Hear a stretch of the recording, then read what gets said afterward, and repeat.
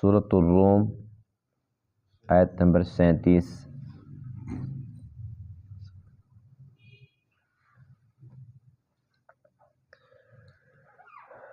اعوذ باللہ من الشیطان الرجیم،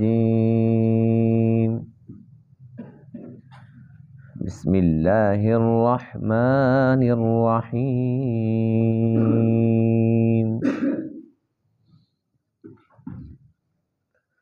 فآت ذا القربى حقه والمسكين وابن السبيل ذلك خير للذين يريدون وجه الله وأولئك هم المفلحون۔ وما آتيتم من ربا ليربو في أموال الناس فلا يربو عند الله، وما آتيتم من زكاة تريدون وجه الله فأولئك هم المضعفون۔ الله الذي خلقكم ثم رزقكم ثم يميتكم ثم يحييكم، هل من شركائكم من يفعل من ذلكم من شيء سبحانه وتعالى عما يشركون۔ صدق اللہ العظیم۔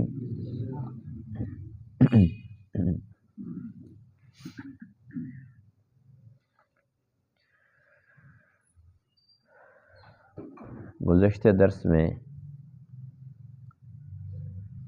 انسان کی آزمائش کے ذرائع کا تذکرہ تھا۔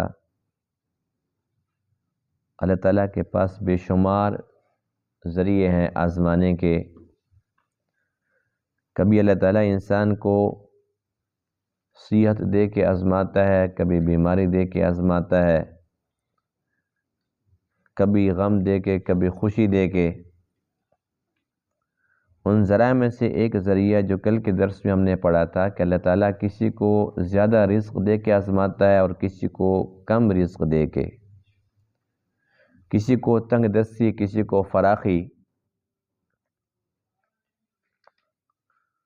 بہرحال یہ اللہ تعالیٰ کے امتحان کے طریقے ہیں، اس کی مرضی، وہ جو چاہے، جیسا چاہے، جس سے چاہے امتحان لے لے۔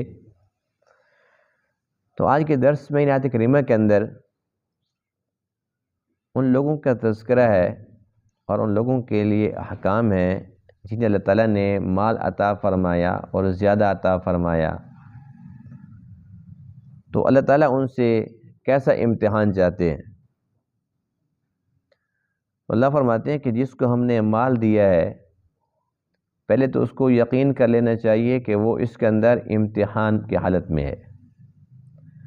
یہ جو مال ہے یہ سارا کا سارا اس کا نہیں ہے، اس کے پاس جتنا مال ہے اس کے اندر بہت سارے لوگوں کے حقوق بھی ہیں، جن میں سے قرابت دار سب سے پہلے ہیں، اس کے بعد پھر مساکین ہیں، کوئی مسافر ہے، ضرورت مند ہے۔ تو ایسے مالداروں کو چاہیے کہ وہ اپنے مال کے حقوق ادا کریں تاکہ اس امتحان کے اندر وہ کامیاب ہو سکیں۔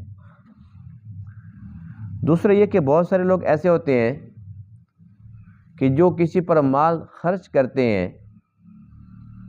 تو مال خرچ کرنے کے اندر ان کے اندر ایک غرض چھپی ہوتی ہے کہ میں اگر کسی کو کچھ دے رہا ہوں، مثال کے طور پر کسی کو کوئی بندہ ہدیہ کرتا ہے، ہدیہ دینا لینا سنت ہے، اور حدیث پاک میں ہے کہ ایک دوسرے کو ہدیے دیا کرو کہ اس سے محبتیں بڑھتی ہیں، اللہ کے نبی کا حکم بھی ہے۔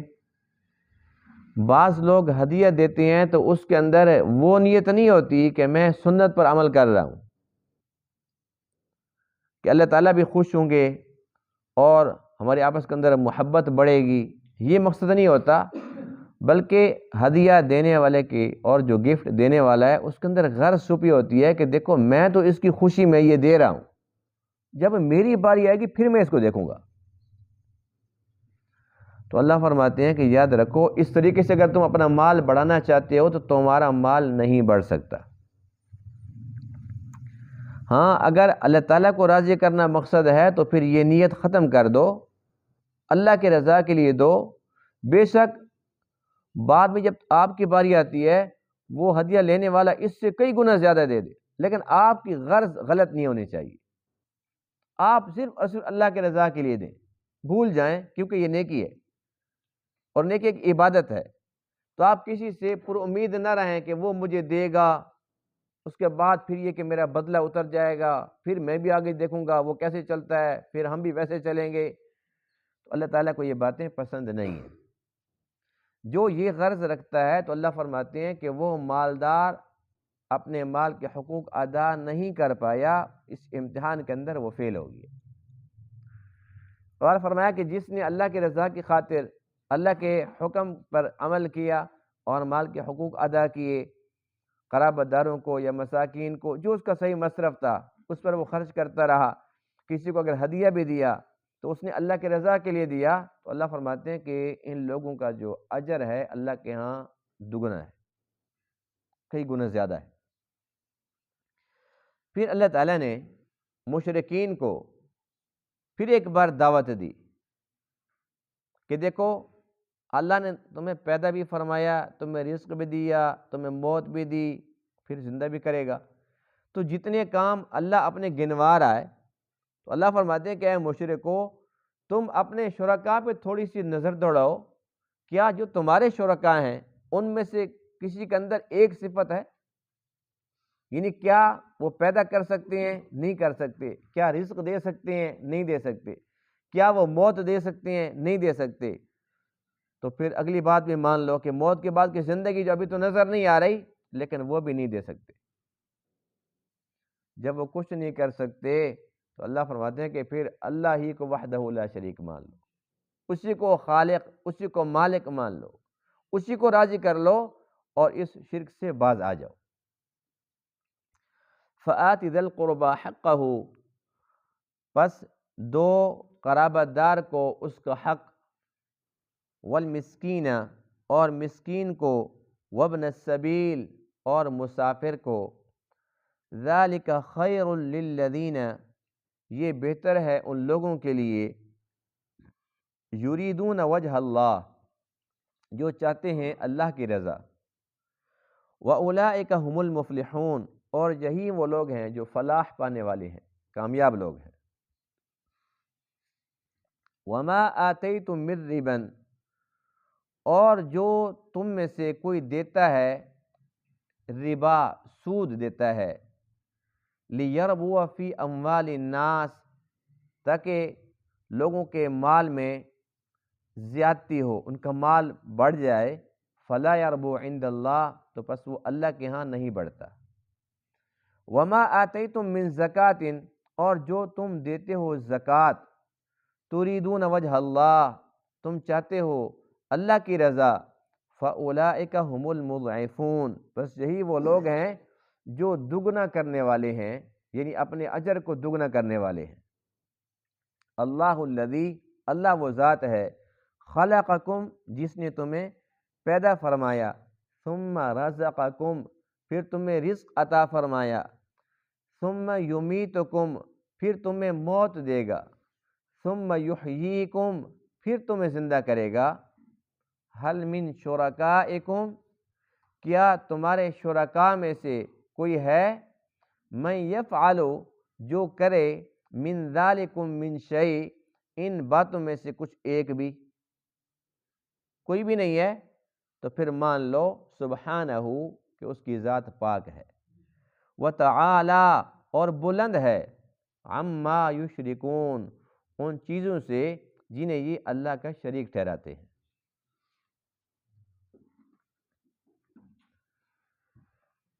اللہ تعالیٰ نے جس انسان کو مال عطا فرمایا اس مال کے اندر بہت سارے لوگوں کے حقوق رکھ دیے، اور وہ حقوق زکوٰۃ کی شکل میں بھی ہو سکتے ہیں، صدقات کی شکل میں بھی ہو سکتے ہیں، وہ حقوق فرض بھی ہوتے ہیں، واجب بھی ہوتے ہیں، اور مستحب نفل کے درجے میں بھی آتے ہیں۔ جس طریقے سے وراثت ہے، جس کی جتنی بنتی ہے وہ دینا فرض ہے، جو زکوٰۃ بنتی ہے زکوٰۃ فرض ہے، جیسے نماز فرض ہے زکوٰۃ بھی ایسے فرض ہے، سال کے بعد دینی ہے۔ جتنا بھی مال ہے، جو مال تجارت ہے، جو نصاب کو پہنچ جاتا ہے، تو اللہ نے مقرر فرمایا کہ اس میں سے 2.5% دو سال کے بعد، تو وہ دینی ہی دینی ہے۔ قربانی ہے، مالدار پر واجب ہے، اور اس کے علاوہ باقی صدقات خیرات ہوتے ہیں، نفلی ہوتے ہیں، یعنی کہ زکوٰۃ بھی دے دی ہے، قربانی بھی کر لی ہے، جو کسی کا حق بنتا تھا وراثت میں اس سے بھی یہ فارغ ہو گیا ہے۔ تو اب یہ کہ اس کے پاس جو باقی مال ہے، تو یہ دیکھے کہ محلے کے اندر، قرابہ داروں کے اندر جو فقراء مساکین ہیں، جو ضرورت مند ہیں، ان تک میں پہنچاؤں۔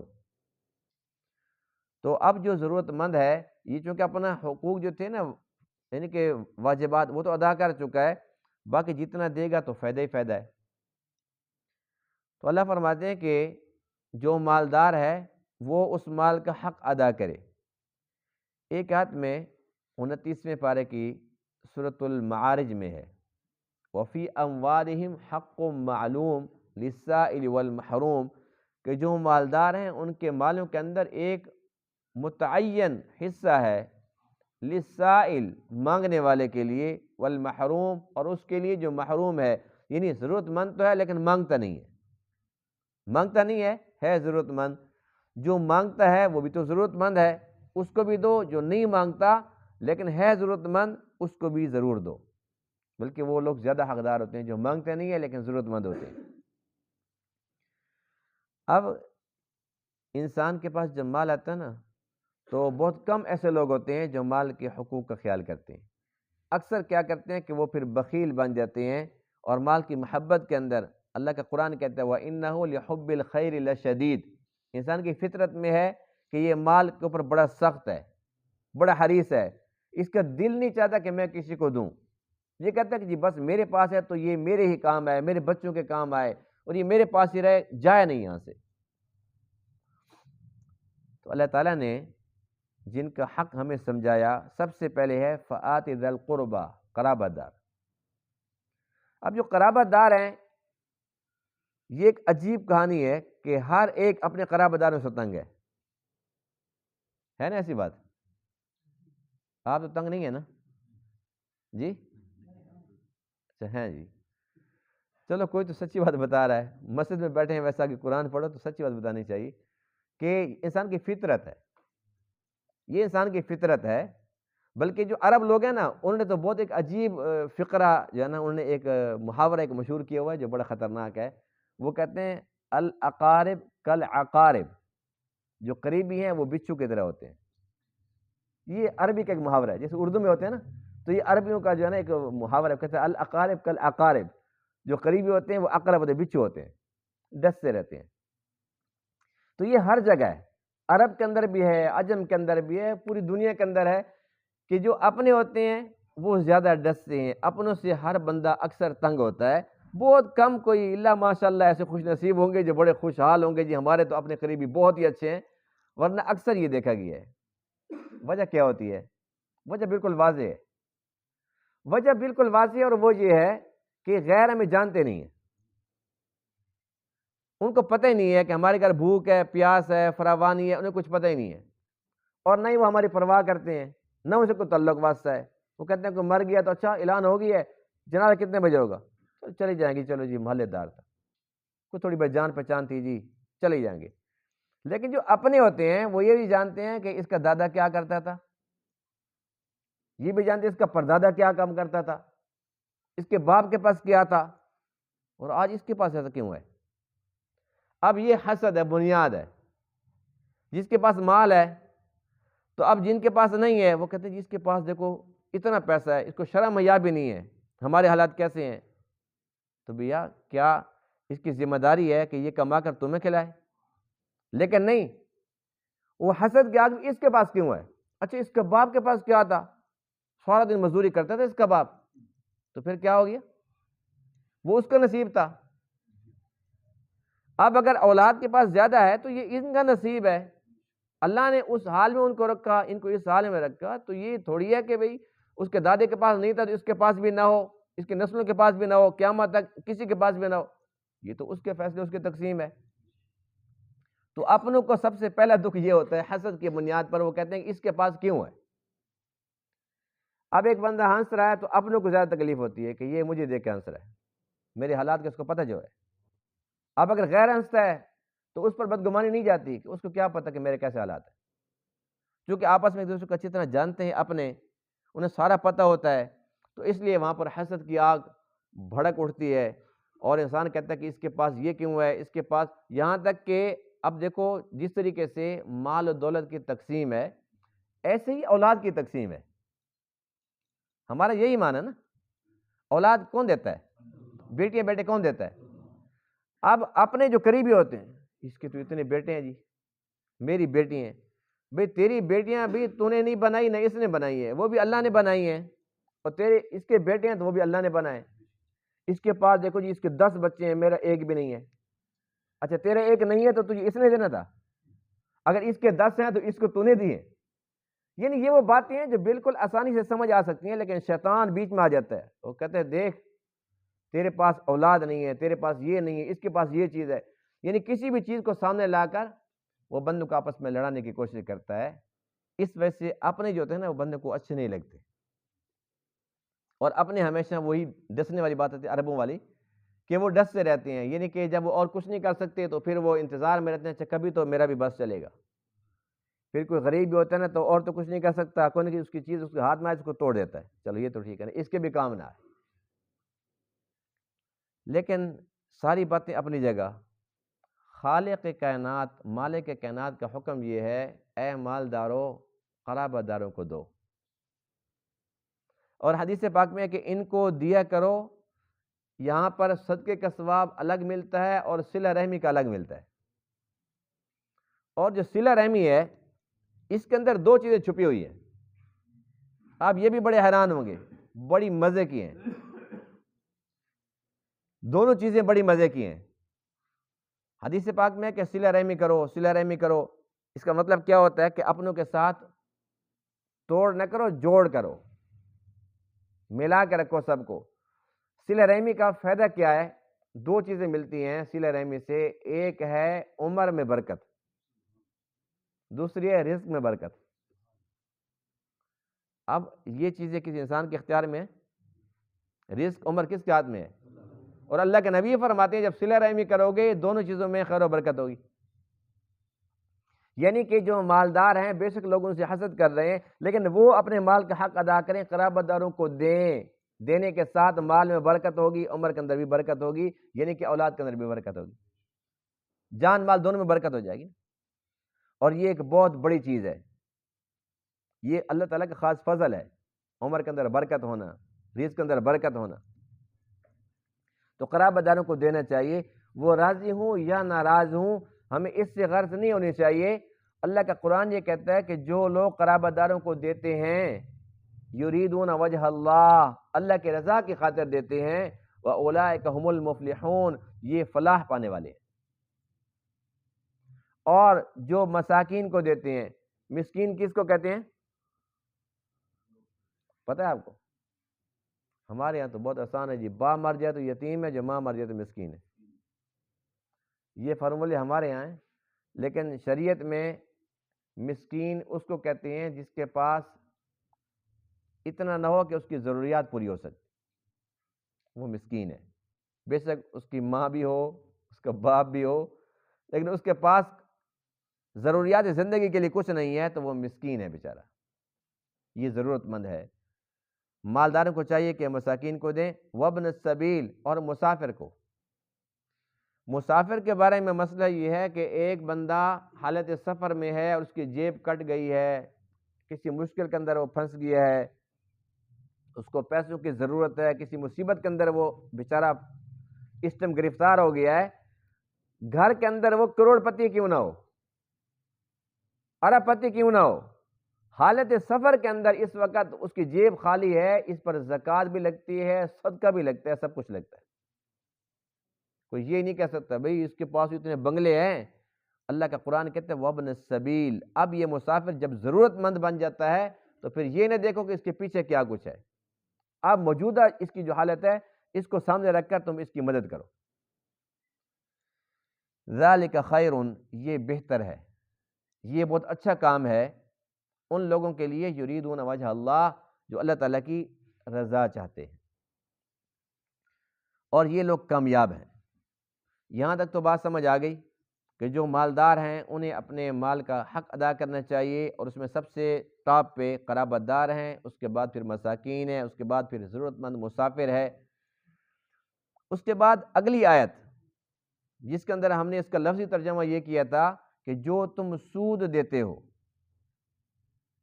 اور مقصد کیا ہوتا ہے لیربو فی اموال الناس، کہ لوگوں کے مال میں اضافہ ہو، زیادتی ہو، فلا یربو عند اللہ، تو وہ اللہ تعالیٰ کے ہاں بڑھتا نہیں ہے۔ اور جو تم زکوٰۃ دیتے ہو اللہ کی رضا کی خاطر، تو یہ لوگ اپنے اجر کو دگنا کرنے والے ہیں۔ تو بظاہر یہ لگتا ہے کہ یہاں ربا سے مراد سود ہے، لیکن سود تو ویسے بھی حرام ہے، اور یہ صورت مکی ہے، سورۃ الروم مکی ہے، یاد ہے نا، مکی صورت ہے، اور اس کا پس منظر میں نے پہلے عرض کر دیا تھا، جب وہ رومی مغلوب ہو گئے تھے، اس کے بعد پھر وہ غالب آئیں گے، کتنے سالوں کے اندر ساری تفصیل گزر چکی ہے، وہ دہرانے کی ضرورت نہیں ہے۔ تو یہ صورت کیا ہے؟ مکی ہے، اور جو سود ہے اس کی حرمت ہوئی تھی مدینہ طیبہ کے اندر 2 ہجری کے اندر، یعنی جب یہ صورت اتر رہی ہے اس وقت تک سود حرام نہیں ہوا تھا، تو پھر اس آیت کے اندر سود کا تذکرہ کیسے؟ تو عبداللہ بن عباس رضی اللہ عنہما جو مفسر قرآن ہیں، ان سے جب یہ تفسیر پوچھی گئی تو وہ فرماتے ہیں کہ یہاں پر سود سے مراد زیادتی ہے، صرف وہ سود مراد نہیں ہے۔ یعنی کہ ایک ہے کہ تجارت کے اندر یا کوئی لین دین کے اندر، معاملات کے اندر کوئی بندہ سودی کاروبار کرتا ہے، سود پر پیسے دیتا ہے کہ میرا پیسہ بڑھ جائے گا، وہ تو حرام ہے ہی۔ لیکن جس سود کا، جس زیادتی کا تذکرہ ان آیات کے اندر ہے، اس سے مراد یہ ہے کہ کوئی بندہ کسی کو ہدیہ دیتا ہے، کسی خوشی غمی کے اندر کسی کو کچھ دیتا ہے، اور اس امید کے ساتھ کہ پھر میں اسے زیادہ لوں گا تو اللہ کے یہاں اس کا مال بڑھے گا نہیں، یہ اس کے متعلق ہے۔ اور ہم اس آیت کو پڑھتے ہیں، پھر ہم اپنے اپنے گریبانوں میں جھانکتے ہیں تو بہت زیادہ شرمندگی ہوتی ہے، افسوس ہوتا ہے کہ ہم نام نہاد مسلمان، ہم اس مصیبت کے اندر، اس بیماری کے اندر ہم ملوث ہیں، اس کے اندر ہم مبتلا ہیں۔ ہمارے ہاں تو یہ ہوتا ہے کہ ہم مسلمان اپنی عبادت کو، اپنی نیکیوں کو بیچنے کے لیے تیار ہوئے کھڑے ہیں۔ یعنی کہ شادی ہے، اب نکاح سنت ہے اور ولیمہ وہ بھی سنت ہے، جب سنت پر عمل کرنا ہے تو پھر اس کے بعد اس کو ہوٹل کا درجہ دے دینا کہ آؤ اور آ کر کھاؤ اور پھر پیسے دو، بتائیے جائز ہوگا؟ اور یہ نجائز ہم کرتے ہیں کہ نہیں کرتے؟ اور اب تو صورتحال یہ ہے کہ کاپی پڑی ہوئی ہے، پہلے دور کے اندر کاپیاں ہوتی تھی، کاپیاں ہوتی تھی، اس کے بعد پھر اس پہ لکھا جاتا تھا فلاں بندے نے اتنے دیے، فلاں نے اتنے دیے، فلاں نے اتنے، اور جب پھر اس کی باری آتی ہے تو ہم سب سے پہلے کاپی دیکھا کرتے تھے، وہ کاپی اٹھاؤ اس نے کیا دیا تھا۔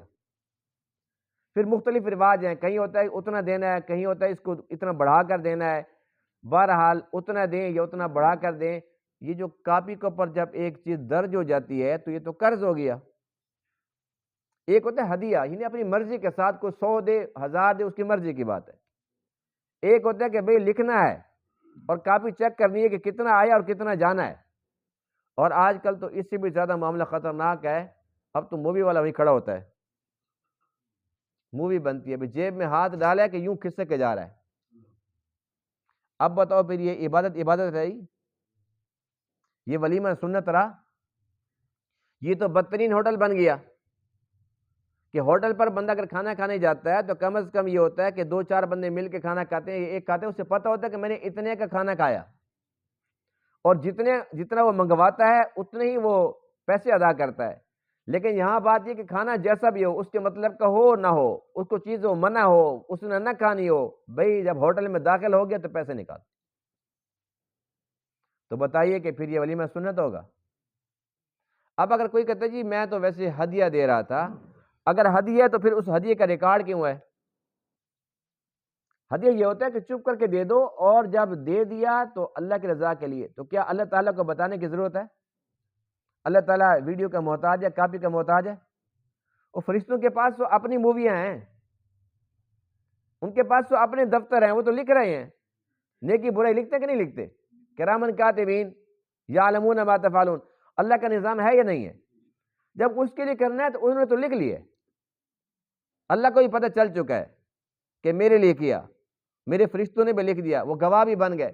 پھر لوگوں کو گواہ بنانے کی ضرورت ہے؟ تو اسی بات کا تذکرہ ہے کہ جو کوئی بندہ ہدیہ دیتا ہے یا کہیں پر اپنا مال خرچ کرتا ہے اور نیت یہ ہوتی ہے کہ پھر اس سے میں زیادہ لوں، لیربو فی اموال الناس، کہ وہ بڑھ جائے مال، کہ آج میں اگر 500 دے رہا ہوں کل کو 1000 لوں گا، 1000 دے کے 2 لوں گا، تو اللہ کا قرآن کہتا ہے فلا یربو عند اللہ، اللہ کا نہیں بڑھتا. اس سے مال نہیں بڑھ سکتا، اس سے مال کے اندر خیر و برکت نہیں ہو سکتی. حضور علیہ السلام کا معمول مبارک یہ تھا کہ جب بھی کوئی بندہ ہدیہ لے کر آتا تو آپ قبول فرماتے تھے. تو ہدیہ لینا سنت ہے، اور آپ علیہ السلام ہدیے کے جواب ہدیے سے عنایت فرمایا کرتے تھے. کوئی بندہ اگر کھجور لے کے آتا تھا تو آقا علیہ السلام کے پاس اگر انجیریں پڑی ہیں تو آپ فرماتے تھے صحابہ کو کہ اس بھائی کو یہ دے دو. کوئی انجیر لے کے آتا تھا آپ کے پاس کھجوریں پڑی ہیں تو یہ دے دو، آپ کے پاس انڈے پڑے ہیں تو یہ دے دو، کچھ پڑا ہوتا تھا اس کو یہ چیز دے دو. اور اگر کچھ نہ ہو تو حدیث پاک میں ہے کہ کم از کم یہ درجہ ہے کہ تم کہو جزاک اللہ خیرا. کیا کہنا ہے؟ یہ بہت بڑا ہدیہ ہے، اللہ آپ کو بہت بہترین اجر دے. یہ ایسی چیز ہے کہ ایک بندہ کسی کو اگر کوئی بھی چیز دیتا ہے کھانے پینے کی تو اس نے کھا پی لی، وہ ختم ہو گئی، لیکن جزاک اللہ خیرا یہ ہدیہ باقی رہنے والا ہے. یہ ایک یعنی کہ جملہ ہے دعائیہ، بہترین پیاری پیاری دعا ہے. اللہ تعالیٰ تجھے اس کا اجر دے، اور بہترین خیرہ، بہترین اجر دے. یعنی کہ حدیث پاک میں جو ہمیں سمجھائی گئی یہ بات وہ یہ ہے کہ کوئی بھی ہدیہ دے تو لے لو، اور لے کے ہضم نہ کر جایا کرو، بدلے میں ہدیہ دیا کرو. لیکن اس چیز کی مذمت قرآن نے کر دی ہے کہ اس نیت سے نہ ہو کہ میں نے دیا ہے تو یہ بھی دے، یہ نیت نہ رکھو. دیتے وقت اللہ کی رضا مقصود ہو، پھر وہ بھی دے دیتا ہے، اس کو اپنا اجر ملے گا، اس کو بھی اللہ تعالیٰ کی رضا چاہیے، آپ کو اللہ کی رضا چاہیے. آپ نے دیا جتنا دیا اس کو گنو نہیں، اس نے جو دیا گنو نہیں. بس اللہ تعالیٰ دلوں کے حالات جانتا ہے کہ کس میں کتنا اخلاص ہے.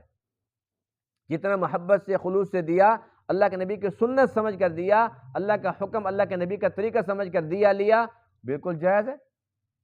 لیکن اس کے لیے کاپی اور یہ خرافات نہیں ہونی چاہیے، یہ ویڈیوز اور بندے کو رسوا کرنا، شرمندہ کرنا، اور پھر کہنا جی میں نے تو بعد میں کاپی چیک کی، توبہ توبہ میں نے اتنے دی، اس نے اتنے دیے، مجھے شرم بھی نہیں آئی.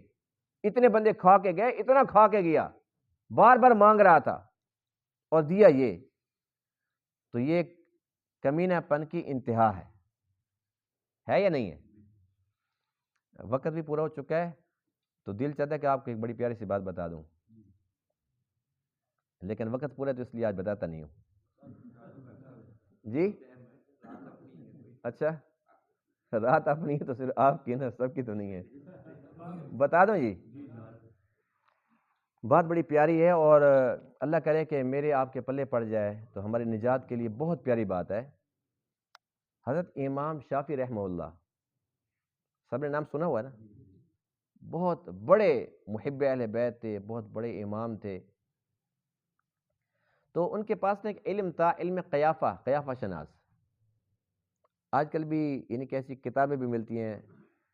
قیافہ شناس آسان لفظوں میں آپ کو بتاؤں کہ اس میں یہ ہوتا ہے کہ کوئی حلیہ نا بندے کا، تو بندے کو دیکھ کر نا، جن کے پاس وہ علم ہوتا ہے وہ دیکھتے ہی اندازہ لگا لیتے ہیں کہ یہ کتنا عقل مند ہے، کتنا غیرت مند ہے، کتنا حیا والا ہے، کتنا بے حیا ہے. وہ صرف چہرہ دیکھتے ہی بس اس چہرہ پڑھ لیتے ہیں، ایک علم ہے. تو امام شافعی رحمہ اللہ جو ہے نا، وہ اس علم کے ماہر تھے، اور یہ علم کوئی مذاق نہیں، ایک علم ہے. آج ہمارے پاس نہیں ہے، اس کا یہ مطلب نہیں ہے کہ علم ختم ہو گیا. ایک بندے کی نا داڑھی لمبی تھی، بہت لمبی، یعنی کہ داڑھی ایسی ہونی چاہیے کہ جو خوبصورت لگے اور چہرے پر سجے، یعنی کہ ایک مٹھی واجب ہے، اگر کوئی مٹھی سے زیادہ بھی رکھنا چاہے لیکن ایسی نہ ہو جس طریقے سے آج کل بعض لوگوں نے اس کا مذاق بنایا ہوا کہ موٹر سائیکل پہ جاتے ہیں تو ادھر جا رہی ہے ادھر جا رہی ہے، تو اچھی نہیں لگتی۔ داڑھی تو داڑھی ہے، شان و شوکت کے ساتھ انسان رکھے، خوبصورت لگے کہ دوسرے لوگ دیکھ کے متاثر ہوں کہ بہت پیاری داڑھی ہے ماشاءاللہ، ان کا بھی جی للچائے کہ میرے چہرے پر بھی اچھی لگے گی، ایسی داڑھی ہونی چاہیے۔ تو ایک بندے کی لمبی داڑھی تھی، تو ایک بندہ جو قیافہ شناس تھا، جو چہرہ پڑھ لیتا تھا، اس نے اس کو دیکھا گھور کے، اس نے کہا بس یہ بھی کوئی عقل کا پورا سور ہے۔ تو ایک بندے نے پوچھا، اس نے کہا جی آپ کو کیسے پتہ چلا؟ اس نے کہا جی بس یہ اس کی جو داڑھی کی ہے نا جی کنڈیشن، وہ میں نے دیکھ کے میں نے یہ فیصلہ کر لیا۔ اس نے اس کو بتایا بھی تیرے بارے یہ ایسے ایسے کہہ رہا ہے۔ اس نے کہا یہ بھی کوئی بات ہے، اس کا تو حل میرے پاس ابھی ہے، 1 منٹ کے اندر میں اس کی بات جھٹلا سکتا ہوں۔ اس نے کہا وہ کیسے؟ اس نے کیا کہ اس دور میں چراغ ہوتے تھے نا، چراغ جل رہے ہوتے تھے، اس نے مٹھی پکڑی، یہاں سے مٹھی پکڑ کے چراغ کے آگے کر دی، بھی نیچے سے جل جائے گی تو میری مٹھی ہو جائے گی، اس کی بات غلط ہو جائے گی۔ لیکن جب اس نے یوں کیا اور آگ لگی تو اس کے ہاتھ جلے، اس نے ہاتھ ایسے کیا، داڑھی ساری ختم ہو گئی۔ اس کے بعد اس بندے نے کہا بھی یہ تو واقعی بے وقوف نکلا ہے۔ اس نے کہا میں نے آپ کو پہلے کیا کہا تھا؟ تو بات یہ کہ وہ ثابت کر رہا تھا کہ علم غلط ہے، علم نے ثابت کر دیا کہ یہ بندہ غلط ہے، علم درست ہے۔ تو امام شافعی رحمہ اللہ اس علم کے بڑے ماہر تھے۔ دوران سفر رات ایک بندے کے پاس ان کو گزارنا پڑی۔ جب اس بندے کے پاس گیا تو اس بندے نے پوچھا، تعارف بتایا، جی میں امام شافعی ہوں۔ اچھا اتنی بڑے امام، میرا نصیب۔ فوراً گھر گیا اور اس نے جا کے کہا جی اتنا بڑا علامہ صاحب، اتنا بڑا مجتہد وقت امام صاحب ہمارے گھر آئے تو کھانے کا بندوبست کرو اور یہ کرو وہ کرو۔ اس نے بڑا ہی اکرام کیا، اچھا بستر، اچھی چارپائی، ہر قسم کا اس نے اس وقت کا جو بھی کر سکتا تھا اس نے کیا۔ امام شافعی فرماتے ہیں کہ میں اپنے علم کو دیکھتا تھا کہ وہ علم مجھے بتاتا تھا کہ یہ بندہ انتہا درجے کا مکار اور بغیرت ہے، کمینے انسان ہے۔ اس کی میں باتیں دیکھتا ہوں تو اتنا اکرام، اتنا کھانے، اتنا میرا اعلیٰ بستر، میں حیران ہو گیا کہ مجھے لگتا ہے کہ آج جو میں نے علم پڑھا تھا وہ غلط ہے۔ فرماتے ہیں کہ میں پوری رات سوچتا رہا اور اس کے میں کام بھی دیکھتا رہا، لیکن آخر دم تک میں پریشانی کے اندر مبتلا رہا کہ میں نے جو علم پڑھا تھا آج میں نے اس کو اپنی آنکھوں کے ساتھ دیکھا کہ وہ غلط ثابت ہوا کہ یہ بندہ تو بہت ہی اعلیٰ اخلاق کا مالک ہے، میرا علم کہتا ہے کہ بڑا ہی کمینہ ہے، بغیرت ہے اور خبیث الفطرت انسان ہے، لیکن اس نے ثابت کر دیا کہ علم غلط ہے۔ تو امام صاحب فرماتے ہیں کہ جب میں اس سے رخصت ہونے لگا، میں نے اس سے کہا جی اللہ تعالیٰ کو جزائے خیر عطا فرمائے، آپ نے تو بہت ہی میرا اکرام کیا، اللہ تعالیٰ اس کا اجر آپ کو عطا فرمائے، تو میں اب جانا چاہتا ہوں تو آپ مجھے اجازت دیں۔ تو اس بندے نے کہا کہ جو میں نے آپ کو کھلایا پلایا حرام کا مال تھا، پیسے نہیں دو گے اس کے؟ کوئی بات سمجھ آئیے؟ تو امام شافعی فرماتا ہے کہ پھر مجھے بات سمجھ آئی کہ میرا علم ٹھیک ہے۔ تو بات یہ ہے کہ امام شافعی کی اس بات سے جو بات میں آپ کے سامنے عرض کرنا چاہتا ہوں، جو درد دل رکھنا چاہتا ہوں، وہ یہ ہے کہ کیا آج ہمارے ساتھ ایسا نہیں ہوتا کہ ہم کسی خوشی غمی میں جا کر اگر کھانا کھاتے ہیں اور جب آنے لگتے ہیں تو وہ کہتے ہیں پیسے دو؟ تو امام شافعی نے کیا فرمایا تھا؟ تو اس لیے ضروری نہیں ہے کہ 500 بندوں کو بلاؤ، 50 کو بلا لو، 20 کو بلا لو، 10 کو بلا لو، ولیمہ سنت ہے۔ اللہ کے نبی نے یہ نہیں فرمایا پورے شہر کو بلانا، تمام رشتہ داروں کو بلانا، تمام دوستوں کو بلانا، یہ نہیں فرمایا تھا۔ یہ فرمایا کہ تم ولیمہ کرو، اگرچہ ایک بکری کے ساتھ ہی کیوں نہ ہو، یہ حدیث ہے۔ اب ایک بکری کے ساتھ ولیمہ ہو سکتا ہے اور سنت ولیمہ ہوگا، کتنا خرچہ ہو جائے گا؟ اور پھر انسان اگر یہ سمجھتا ہے میں اتنا لگاؤں گا تو پھر اتنے بندے آئیں گے، اتنا بھی دیں گے تو اتنا میرا ہو جائے گا، کبھی بھی پوری نہیں پڑتی۔ کیوں نہیں پڑتی؟ آج کی آیت نے کان کھول دیے نا، فلا یربو عند اللہ، اللہ کیا وہ بڑھ نہیں سکتا، وہ نہیں بڑھ سکتا، نہیں پوری پڑ سکتی، خام خواہ کی رسوائی ہے، ذلت ہے اور کمینگی ہے کہ ہم ہوٹل بنا کر بیٹھ جاتے ہیں۔ اللہ کا قرآن کہتے ہیں کہ نہیں بڑھ سکتا۔ فرمایا ہاں اس کے بدلے میں جب تم زکوٰۃ دیتے ہو، اللہ کی رضا کے لیے دیتے ہو، تو اللہ فرماتے ہیں کہ اس کے لیے کیا ہوتا ہے، ہم المضعفون، یہ لوگ دگنا کرنے والے اجر کو۔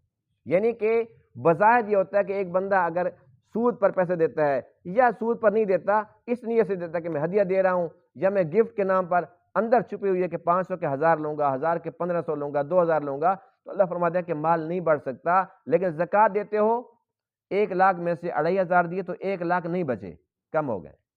ہوئے کہ نہیں ہوئے؟ اللہ فرماتے ہیں کہ کم نہیں ہوئے. اللہ کا قرآن کہتا ہے یربی صدقات، تم دیتے جاؤ میں بڑھاتا جاؤں گا. اللہ کے راہ میں دیتے جاؤ میں بڑھاتا جاؤں گا. کبھی بھی ممکن نہیں ہے کہ ایک بندہ اللہ کے راہ میں دے اور مال کم ہو جائے، سوال ہی پیدا نہیں ہوتا. اللہ کئی گنا بڑھا کر دیتا ہے. اللہ کے ساتھ سرمایہ کر کے دیکھیں، صحیح تجربہ کر کے دیکھیں اللہ کے وعدے سچے ہیں کہ جھوٹے ہیں. تو آج سے عزم کر لیں کہ کبھی کسی پر چارنے خرچ کریں گے، یہ مقصد اللہ کی رضا ہوگا. اور جب ہماری باری آئی، بے شک جو ہم ہر بندے کو نہیں پابند کر سکتے، جب ہم میں سے جس کی باری آئے تو وہ ولیمہ کرے تو سنت طریقے سے کرے، وہ ہوٹل نہ کھولے. اس پہ اللہ تعالیٰ اتنا راضی ہوگا، اتنا خوش ہوگا، جتنا انسان لگائے گا اللہ اس سے کئی گنا زیادہ دے گا. کیونکہ اللہ تعالیٰ کھلانے والوں کو اور دیتا ہے، دینے والوں کو اور دیتا ہے، اور لینے والوں کے پیٹ کبھی نہیں بھرتے. اللہ تعالیٰ تمام باتوں کو سمجھنے عمل کرنے کی توفیق عطا فرمائے. وآخر دعوانا الحمدللہ رب العالمین.